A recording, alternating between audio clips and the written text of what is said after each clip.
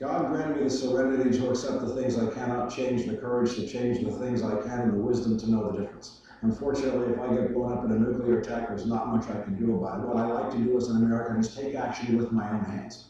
What about our practical problems of the future? Well, it's nice to say that water is a pressing problem, oil is, money is. The problem is they're all going to come together at once. And whichever wins the horse race and gets there first, who knows? Maybe it'll be nuclear terrorism, maybe we run out of water, maybe there's a financial collapse. But I don't think there's ever been a time in American history where we saw so many apocalyptic problems on our time horizon in the near future. So if you ask me which particular problem is most pressing, I guess it'd be John's. It's water.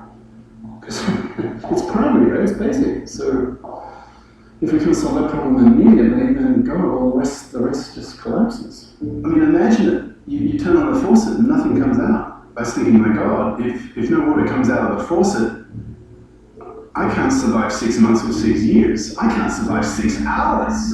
Well, I'm not persuaded that most of the major problems can be ranked in the order of importance. I think that they're all going to redound on each other.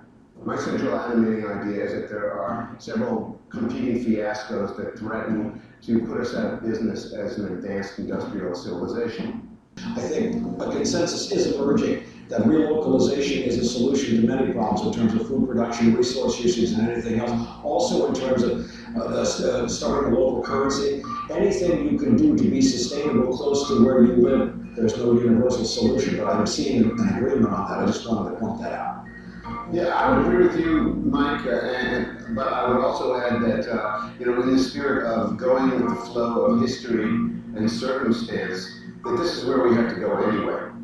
And that society's being self-organizing and emerging, that's our destination anyway, even if we have to be dragged kicking and screaming too. Yes. It seems to me, again, it's really tempting to say that all these things are interrelated. History teaches us only one thing: the way things are today are not the way they're going to be tomorrow. All I'm convinced of is we have very little time to do anything, and perhaps time may be a resource we have not addressed in this whole discussion today, is how much time we have to deal or address these issues and what we can do in that time.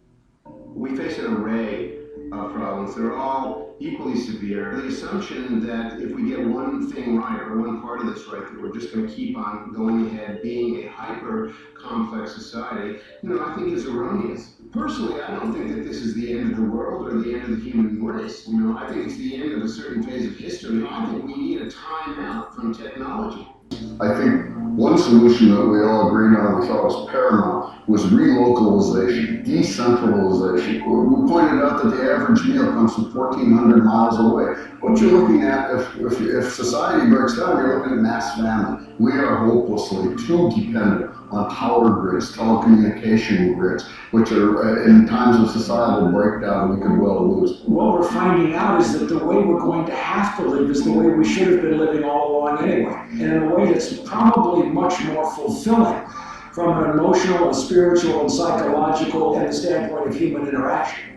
I think it's going to be much more rewarding. I don't see it as all suffering by any means.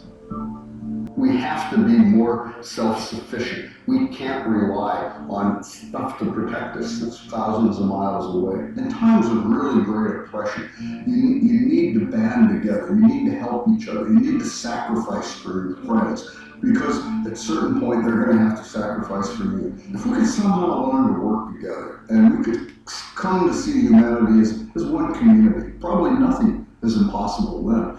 But as long as, it's us against them, and the in-group and the out-group, that kind of thinking is the road to perdition. We are the one species on the planet that will run into a burning fire to save a complete stranger.